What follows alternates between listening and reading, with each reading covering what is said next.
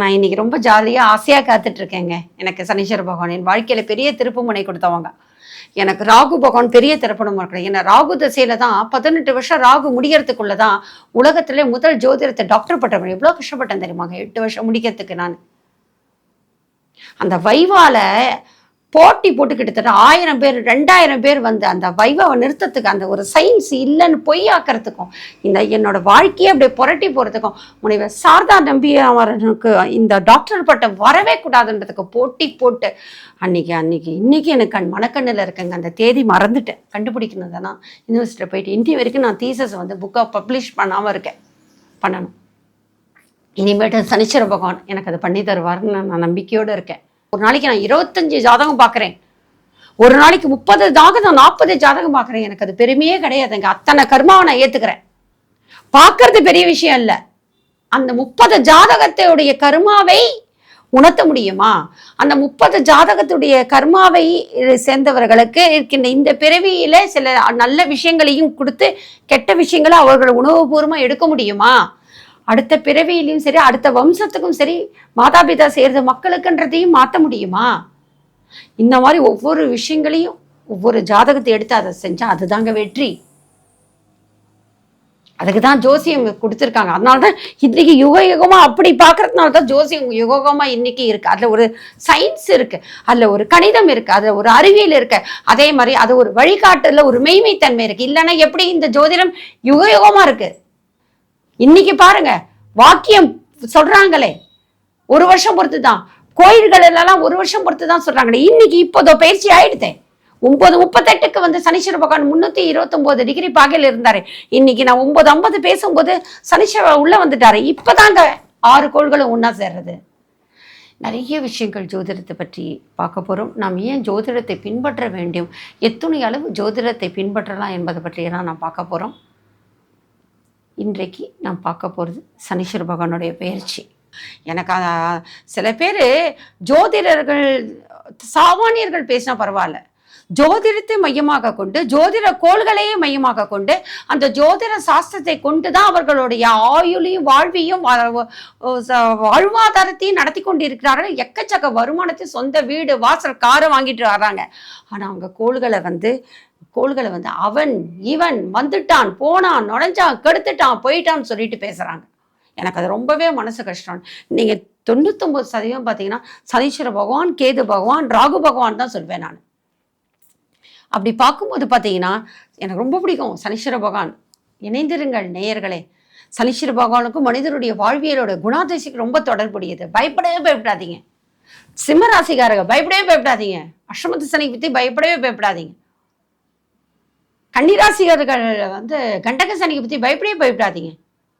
மீன ராசிக்காரர்களும் மேஷ ராசிக்காரர்களும் தயவு செய்து ஏழ்நாடு சனீஸ்வர பகவானை பற்றினா பயப்படவே பயப்படாதீங்க. ஒரு ராசி ஒரு நாளைக்கு 1/3 ஆஃப் த பாப்புலேஷன் என்னங்க, இன்னைக்கு ரேவதி நட்சத்திரத்தை பிறந்தது இந்த நிமிஷத்துலேருந்து நாளைக்கு வரைக்கும் இருக்கிறது ரேவதி நட்சத்திரத்துக்குள்ள தான் இருக்கும். அப்போ அத்தனையோட வாழ்க்கையும் ஒரே மாதிரி இருக்கா? மகத்துல பிறந்தவங்க அத்தனை பேருமே ஜெகத்தை ஆண்டுட்டாங்களா? ஜெகத்தை ஆண்டவங்க யாருமே ஜெயிலுக்கு போகாம இருக்காங்களா? எவ்வளோ உண்மையா வாழ்ந்து கூட பொய்யா அந்த நீதி தேவதைக்கு முன்னாடி இருந்துட்டு வரலையா? அப்ப என்னென்ன கோள்களுடைய மாறுபாடு? எது உண்மை? அவிட்ட வந்து தவிட்ட பானைனா தொட்டது, அவிட்ட நட்சத்திர பிறந்தவங்க நிக்க வச்சு தவிட்ட பானை தொட்டு தொட்டு பொண்ணாக்கிடலாமா? நம்ம என்ன பாம்பாட்டி சித்திரா? அப்படியே ரசவாதத்தை அப்படியே மாத்தி கொடுக்கறதுக்கு. மூல நட்சத்திரம் பொண்ணு வீட்டுக்குள்ள வந்துட்டான்னா அந்த குடும்பமே நிர்மூலம் ஆயிடுமா? என்ன ஒரு அநியாயம்! ஆண் மூலம் அரசாலும் பெண் மூலம் நிர்மூலம் ஆயிடும். கேட்ட நட்சத்திரம் ஜேஷனுக்கார யாரு? கணவனுடைய மனைவிக்கே பொருத்தமாகணும். ஆனா அந்த பொண்ணு வந்து உள்ள வருதுன்னா அந்த கணவனுடைய அண்ணனுக்கு ஆகாதான். அதே மாதிரி அந்த பொண்ணுக்கு தங்க வீட்டுக்குள்ள நுழையுதுன்னு சொன்னானா அந்த மூல நட்சத்திரம் மாப்பிள்ளை வந்தானா அந்த பொண்ணோட அண்ணனுக்கு ஆகாதான். ஏன்னா ஐயோ வேண்டாம், கேட்ட நட்சத்திரம் இந்த மாப்பிள்ளை வேண்டான்னு சொல்லிட்டாங்க என்னோட ஃப்ரெண்டோட அம்மா. உடனே எங்கள் அண்ணா அவர் சயின்டிஸ்ட்டுங்க, நல்ல காலத்தை அதனால தான் நான் இப்போ ஓடி வரேன். என்னோட வாயில இருக்கிற காலத்தை உண்மையை நிறைய பேசிடுவோம். நாளைக்கு நான் செத்து போனதுக்கு அப்புறமா தான் வந்து பார்க்கலாம். அவ்வளோ பெரிய ஜீனியஸ். குமுத ஜோதிடத்தில் கூட எழுதிட்டு இருந்தார். எப்பேற்பட்ட அண்டார்டிகால குழந்தை பிறந்தா கூட உங்களுக்கு கையில் கால்குலேட். நானா இப்போ வந்து கம்ப்யூட்டர் திருக்கணிதத்தை எஃப்எம்ஆர்எஸ் வச்சு பார்த்து ப்ரெடிக்ட் பண்ணுறேன். கால்குலேட்டர் அவ்வளோ அழகாக நச்சுன்னு பண்ணுவார். பெரிய அவரோட முதல்வர் ஜாதகம் 7 ஜாதகத்தை கொண்டு வந்து கொடுத்துட்டு இதில் பெஸ்ட்டு ஒன்றுக்கு எடுத்து கொடுத்தார். எப்பேற்பட்ட ஜோதி! எங்கள் அப்பா கிட்டனா எரும மாட்டை கண்ணுக்குட்டி போட்டுட்டு அந்த ஜாதகத்தை கொண்டு வந்து கொடுத்துட்டு, எங்கள் அப்பானா இல்லை இன்னொரு தான். நான் எவ்வளோ நிறைய விஷயங்கள் உலகத்துக்கு சொல்வேன். எங்கள் 8வது படிக்கச்சே எங்கள் அப்பா இறந்து போயிட்டார். இருந்திருந்தோம்னா எவ்வளோ கற்றுட்டு நான் நிறைய விஷயங்கள் நான் உலகத்துக்கு இந்த மாதிரி பொய்யுரைகளை அடித்து துவம்சம் பண்ணியிருக்கலாம். ஜாதகத்தை பார்த்துட்டு, ஏன்பா எருமாட்டு குட்டி போட்டிருக்காப்பா, போப்பா புல்லும் தவிடும் வாங்கி கொடுத்துட்டு வாப்பா, பிறந்தநாள் பரிசான்னு சொல்லிட்டார். அப்பா வந்து ஜாதகத்தை கணிச்சு கொண்டு வந்து கொடுக்குறாங்க அப்பா கிட்ட. அவ்வளோ அழகாக சொல்ல முடியும். அது அவ்வளோ ஏன்னா இறைசக்தி முன்னோர்கள் சித்தர்கள் கொடுத்த கலைங்க. அது எப்படிங்க பொய்யாகும்? சித்த மருதம் பொய்யாலல்ல, அதே மாதிரி தான் சித்தர்கள் கொடுத்த கலைங்க. அது இவ்வளோ பெரிய விஷயங்கள் இருக்கு. இன்னைக்கு பாருங்க, இதோ 29 மார்ச் 2025 சனிக்கிழமை. இன்னைக்கு பாருங்க, கொஞ்ச நேரத்துக்கு முன்னாடி காமிச்சேன். இன்னைக்கு பாருங்க, சனீஸ்வர பகவான் நம்ம பேசிட்டே இருக்கிறதுக்குள்ள கும்பத்துல இருந்தவர் மீனத்துக்கு வந்துட்டாரு பாருங்க. திருக்கணித பிரகாரம் பாருங்க, உள்ள வந்துட்டார். நான் காத்துட்டு இருக்கேன். ரிஷப லக்னத்துல இருக்கவங்களுக்கெல்லாம் சந்தோஷமா இருங்க. நான் இந்த சனீஸ்வர பகவான் இந்த 11ல் வரணுன்றதுக்காக நான் ரொம்ப ஜாஸ்தியாக காத்துட்டு இருக்கேன். ஏன்னா என்னோட ஜாதகத்தோட அமைப்பு அந்த மாதிரி. நிறைய விஷயங்கள் உண்மை பேசுகிறோம்ல, அந்த உண்மை உலகத்துக்கு கொண்டு வரணும்ல. ஏன் 1 வாரம் முன்னாடி கொடுத்துருக்கூடாதா? 6 மாதம் முன்னாடி நான் கொடுத்துருக்கூடாதா?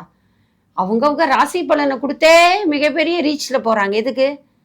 6 மாதம் முன்னாடி பேசினா அதுக்கேற்ற மாதிரி ரீச்சு, வியூவர்ஷிப். எனக்கு வேண்டாங்க. உண்மையை பேசணும். எப்போ நேரம் கிடைக்குதோ உண்மையை பேசுவோம். எத்தனை நல்ல உள்ளங்களுக்கு அது சென்று சேரணுமோ சேரட்டும். என்னங்க கட்டி எடுத்துகிட்டு போகிறோம் வாழ்க்கையில்? என்ன எடுத்துகிட்டு போகிறோம் வாழ்க்கையில்? போகும்போது எதுவுமே எடுத்துகிட்டு போக போகிறதில்ல. அலெக்சாண்டர் மாதிரி நான் எதுவுமே கொண்டு போகல. என் கையை விரித்து எடுத்துகிட்டு போங்க. போகும்போது ஒன்றுமே எடுத்துகிட்டு வரல, வரும்போது ஒன்று எடுத்துகிட்டு வரல, போகும்போது எடுத்துகிட்டு வரல. ஒன்னே ஒன்று தான் எடுத்துகிட்டு போகிறோம், கர்மா. இன்னைக்கு ரேவதி நட்சத்திரம் இருக்கா?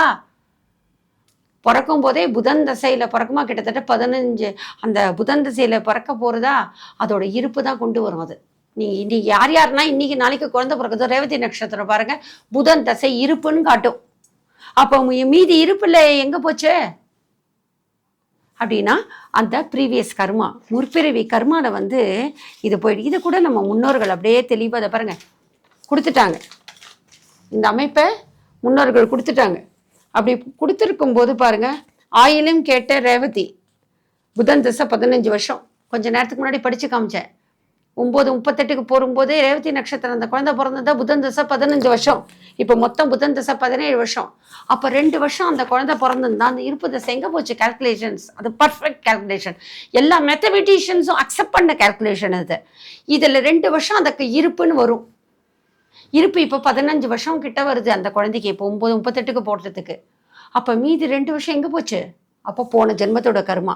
அதை வச்சு ஜாதகத்தில் அந்த பிளானட் பொசிஷன் வச்சு என்ன கர்மான்னு கண்டுபிடிக்கலாம். தீதும் நன்றும் பிறதர வாரா, நோதலும் தனிதான் அவர் தர. இன்னைக்கு இந்த குழந்தை பிறந்தா போன ஜென்மத்தோடைய அந்த கர்மா பலனோட இருப்பு கொண்டு வருது. அதே மாதிரி இன்னைக்கு இந்த நேரத்தில் ஒருத்தங்க இறந்து போனாங்க அப்படின்னா, நாளைக்கு இந்த நேரத்துலன்னா இந்த ஜென்மத்தோடைய அந்த கர்மாவோட இறக்குறாங்க. அவ்வளோதான். நம்ம போகும்போது எதையுமே எடுத்துகிட்டு போகலங்க. நம்மளுடைய நல்லதையும் கெடுதலையும் மட்டும்தான் எடுத்துகிட்டு வரோம். நம்மளுடைய நல்லது கெடுதலையும் தான் விட்டுட்டு போகிறோம். அதே மாதிரி இன் ஃபியூச்சரும் அதுதான். அப்போது போன ஜென்மத்தை நல்லது கெடுதலையே அப்படியே கொண்டு வந்துட்டு இந்த ஜென்மத்தை அதே நல்லது கெடுதலோடு வாழ்ந்துட்டு திருப்பி அடுத்த ஜென்மத்தை பிறக்கிறது என்னங்க பிரயோஜனம்? அப்போ இந்த போன ஜென்மத்தோடைய கெடுதலை வந்து நல்லதாக மாற்றணும். இந்த ஜென்மத்தில் நல்லபடியாக வாழ்ந்துடணும். அதுக்காக அடுத்த ஜென்மத்திலும் நல்ல பிறவியாக பிறக்கணும். இந்து அடிப்படையில் பிறவி உண்டுங்க. இற்றைக்கும் ஏழர் பிறவைக்கும் உற்றாமையாம் உனக்கே ஆட்பட்டோம். ஆண்டாலும் அதை தான் சொல்றாரு, நாயன்மார்களும் அதான் சொல்றாங்க, ஆழ்வார்கள் எல்லாருமே அதை தான் சொல்றாங்க. ஊழில் பெருவழி யாவுலன்னு சொல்றாரு திருவள்ளுவர். உரைசார் பத்தினி உயர்ந்தோர் ஏத்தலும் ஊழ்வினை உருந்து வந்து ஊட்டலும் சூழ்நிலை காரணமாக நாட்டதும் யாம் பாட்டுடை செய்யோன்னு சொல்றாரு சமணத்து வடி அடிகள், இளங்கோவடிகள். கவுனனுடைய கர்மாக்கு காரணம் ஊழியர் பெருவழி அங்க வந்து நிக்குதான். அரசியல் பிழைத்தோருக்கு அறமே கூற்றுவனாக வரும். நினைச்சிட்டு இருக்காங்க அரசியல்ல தப்பு பண்றாங்கன்னு சொல்லிட்டு. எத்தனையோ தப்பு பண்ணவங்கன்னு. ஆனா அந்த அரசியல்ல இருந்து தப்பு பண்ணவங்களுக்கு அவங்கவுங்க காலகட்டத்தை உள்ளுக்குள்ள எப்படி புழுங்கி என்னென்ன தவறுகள் பண்ணி புழுங்கி துடிச்சாங்கன்றதான் அந்தந்த அரசியல் தலைவர்களுக்கு தான் தெரியும். அதாவது இளங்கோவடிகள் சொல்றாங்க, இந்து மதத்துல சொன்னாதானே கிரிட்டிசிசம். சங்க மருவிய கால இளங்கோவடிகள் சிலப்பதிகாரம். ஏன்னா தமிழ் தமிழ் தமிழ் தமிழ் பேர் சொல்லிட்டு எத்தனை இந்துத்துவ குறை சொல்றாங்க. அதுல அரசியல் பிழைத்தோருக்கு அரங்கூற்றாவதும் உரைசால் பத்தினை எந்த ஜன்மமாக இருந்தால் எந்த நாடா இருந்தாலும் அந்த பத்தினியை உயர்ந்தவர்கள் கொண்டாடுவார்கள், தெய்வமாக கொண்டாடுவார்கள். அப்படிதான் கண்ணகியை இன்னைக்கு தெய்வமா கொண்டாடுகிறாங்க. இந்த ஒரு எல்லையில ஒரு மாரியம்மன் இருக்கிறாங்க, அது சக்தியா இருக்குன்னா அந்த எல்லையில இருக்கின்ற பத்தினி தான் இன்னைக்கு மாரியம்மனா மாறுறாங்க. அந்த எல்லையில இருக்கின்ற பத்தினி தான் நாகமா மாறுறாங்க, நாக தேவதையா மாறுறாங்க. இது மாதிரி நிறைய விஷயங்கள் இருக்குங்க. புரிஞ்சவங்களுக்கு புரியாதவங்க புரியாதுங்க. அதெல்லாம் பார்த்தா தாங்க புரியும். நாகினியா மாறி இதை பார்த்தவங்களுக்கு தாங்க அது உண்மை தெரியும். பேய் இருக்குன்னு வாங்க, இல்லை நாங்கள் பேயை பார்த்தாதான் தெரியும் அது உண்மையா இல்லையான்னு. பேயை பார்த்தவங்களுக்கு தான் தெரியும் அது உண்மையா இல்லையான்னு. செத்தால் தான் சுடுகாடு தெரியும்னு சொல்லுவாங்க. இறந்ததுக்கு அப்புறம் தாங்க தெரியும் நம்ம ஆத்மா நம்மளை 10 நாள் என்ன சுத்தி வருது. கருடபுரத்தை சொன்னா புரட்டல்வாங்க. ஆனா இறந்து பார்த்த பிறகுதான் அந்த ஆத்மா தெரியும். எத்தனையோ பேரு டெத் பெட்டு போயிட்டு அந்த லோகத்துக்குள்ளனா போயிட்டு இமிடியேட்டா அப்படி பொழைச்சி வந்துட்டவங்க இருக்காங்க. அவங்க கிட்ட சொன்னீங்கன்னா அந்த ப்ரீவியஸ் பர்த்தில் ஒரு செகண்ட் இறந்து அந்த போயிட்டு வந்த விஷயங்கள் எல்லாம் சொல்லி இப்படின்னா நடந்ததுன்னு சொல்லுவாங்க. கேட்டால் அது ஒரு இமேஜின் வாங்க. நான் பார்த்துருக்கேன், அப்படியே பல்ஸ் எல்லாம் போயிடுச்சு. எனக்கு நெருங்கிய உறவினருக்கு டெத்தை டிக்ளேர் பண்ணிட்டாங்க. அப்படியே குடும்பம் ஒன்று பதறது, என்ன இவ்வளோ சின்ன வயசுல போயிட்டானே அப்படின்னு சகோதரி அலறி கிளறி அப்புறம் தட்டி எழுப்பி என்னென்னோ பண்ணி பார்த்து மூச்சு காத்து வச்சு எல்லாம் அதெல்லாம் நிறைய பேசுகிற கர்மாவை பற்றி இப்போ வேண்டாம். அப்படி பார்த்தா அப்போ சொல்கிறாங்க, இது மாதிரி எனக்கு இறப்பு வந்தது, நான் இவ்வளோ தூரம் நான் பயணிச்சுட்டு வந்தேன்னு சொல்கிறாங்க. அதுவும் கருட புராணம் சொல்கிறது ஒன்றா இருக்கு. ஒரு குழந்தை அரிமிரட்டன் வாங்க நரிமிரட்டன் வாங்க, அது அழவும் சிரிக்கும் யாருமே இல்லாமல். பார்த்தா போன ஜென்மத்தை நினச்சி அழறது, போன ஜென்மம் சிரிக்கிறது. 2.5 வயசு கூட ஆள் அந்த குழந்தை அழறது, தத்தி தத்தி பேசுறது. ஐயா அம்மா அங்கே கல்லெல்லாம் என் வீடு எங்க அப்படின்னு கேட்குறது, பதறது. மிட்டே 12:30 மணிக்கு எங்கள் அம்மாவை காணோன்றது, எதிர்க்க அம்மா அப்பாவை இல்லைன்றது. என் வீடு பெரிய வீடாச்சாங்கன்னா இடிஞ்சு கிடக்கே, அங்கே வெறும் கல் இருக்கே, அப்படிதான் சொல்றது. இடிஞ்சுன்ற வார்த்தை கூட இதுக்கு வரல. அலறி அடிச்சுட்டு உறவுகளுக்குன்னா ஃபோன் பண்ணா, நீ கவலைப்படாத, அது ப்ரீவியஸ் பர்த்தோட ரீஇன்கார்னேஷனு, அது பேச்சு வரல. அதனால தான் 5 வயசு ஆன பிறகு அதோட ப்ரீவியஸ் பர்த் மறந்துடும், அது வரைக்கும் ஜாகிரதையாக பார்த்துக்கோ, அதுக்கு இம்பார்ட்டன்ஸ் கொடுத்தா குழந்தை அந்த ப்ரீவியஸ் பர்த்துக்குள்ளே இருக்குன்னு சொல்லி எனக்கு கவுன்சிலிங் பண்ணுறாங்க. நான் இன்னைக்குங்க குழந்தைங்க ஆண் குழந்தைங்களுக்கு 16 வயசுக்கு குறைஞ்சி நான் ஜாதகம் பார்க்கவே மாட்டேன், அவங்க எவ்வளோ ரூபா கொடுத்தாலும் சரி. அதே மாதிரி பெண் குழந்தைங்க ஏஜ் அட்டன் பண்ணுறதுக்கு மட்டும் ஜாதகம் பார்ப்பேன். அதே மாதிரி தேவையில்லைன்னா அவங்களோட எவ்வளோ வயசானாலும் அவங்க ஜாதகம் பார்க்க மாட்டேன். அன்லஸ் அதர்வைஸ் அவங்களுக்கு ஹெல்த் இஷ்யூஸு, மெடிக்கலி ஏதோ அட்டென்ஷன் கொடுக்கணும், அது சக்ஸஸ் கொடுக்கணும், ஃபாரின் ட்ராவல் போகணும், ஒரு இடமாற்றம் தேவை, வீடை விற்கணும், இந்த மாதிரி எங்கிட்ட அஸ்ட்ராலஜி வருது கூட. கல்யாணத்துக்கு அமைப்பு தள்ளிட்டே போகிறது ஏன்? இந்த மாதிரி ஒரு ஸ்பெசிஃபிக் காரணம் இருந்து எனக்கு ஜாதகம் பார்க்கணும் அப்படின்னு நான் மட்டும்தான் பண்ணுறேன். பார்க்குறவங்களாம் வாங்க பார்த்து சொல்கிறேன், இவ்வளோ ரூபா. ஒரு நாளைக்கு நான் 25 ஜாதகம் பார்க்குறேன், ஒரு நாளைக்கு 30 ஜாதகம் 40 ஜாதகம் பார்க்குறேன். எனக்கு அது பெருமையே கிடையாதுங்க. அத்தனை கர்மாவை நான் ஏற்றுக்கிறேன். பார்க்கறது பெரிய விஷயம் இல்லை. அந்த 30 ஜாதகத்தையுடைய கர்மாவை உணர்த்த முடியுமா? அந்த 30 ஜாதகத்துடைய கர்மாவை சேர்ந்தவர்களுக்கு இருக்கின்ற இந்த பிறவியில சில நல்ல விஷயங்களையும் கொடுத்து கெட்ட விஷயங்களை அவர்கள் உணவுபூர்வமாக எடுக்க முடியுமா?